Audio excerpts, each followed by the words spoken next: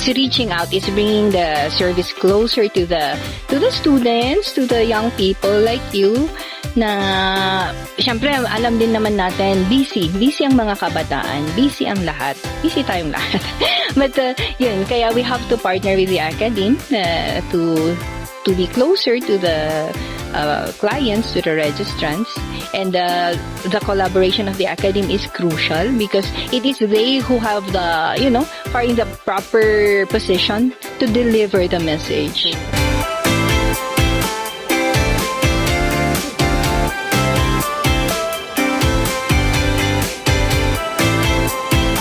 Importante ito kasi mas pina-access ng especially yung mga student na dito sa BSU, and hindi sila masyadong nakakauwi sa province nila, and mas makaka-register sila since dito mismo pa sa school na ginanap.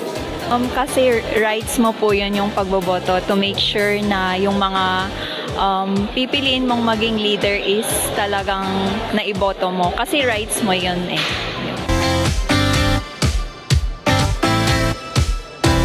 Tanggap nga napag-register tatalanggamin di kasla free time pasay. Nalakamot iti ko na kasla registration step by step. Sa amot iti botos te silang ti importante ta ada ikasta ti economics tayong kumunlat kasi.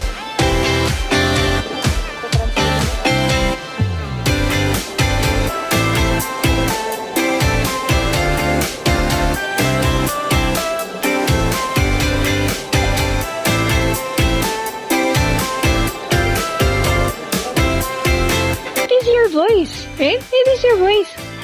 We can say everything on social media, but the most important platform to let out our voice is in the ballot.